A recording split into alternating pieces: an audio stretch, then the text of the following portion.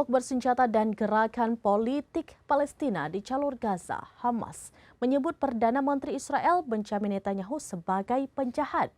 Selain itu, Hamas menyebut kemenangan di Gaza yang kerap dibanggakannya itu hanyalah ilusi semata.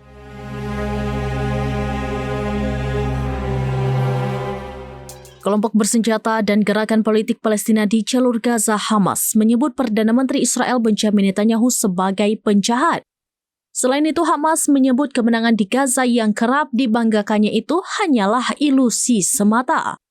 Pernyataan itu disampaikan pada Selasa 15 Juli karena Hamas tidak terima dengan klaim Netanyahu yang mengaku pasukannya meraih kemenangan dalam perang di Gaza. Menurutnya, perang yang terus berlanjut ini justru menjerumuskan pasukan dan entitasnya ke dalam perang yang sia-sia.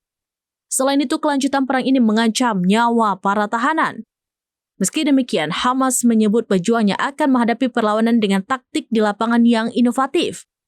Informasi terkini, Hamas juga menyoroti usulan gencatan senjata Gaza yang dilayangkan Netanyahu dan Presiden Amerika Serikat Donald Trump.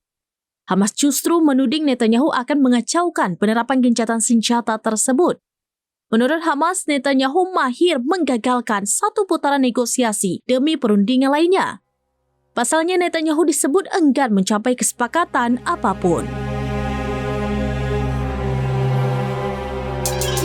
Untuk informasi terkini Syederalun, saksikan terus beragam informasi lainnya. Coba like dan share seluruh akun serambinews.com.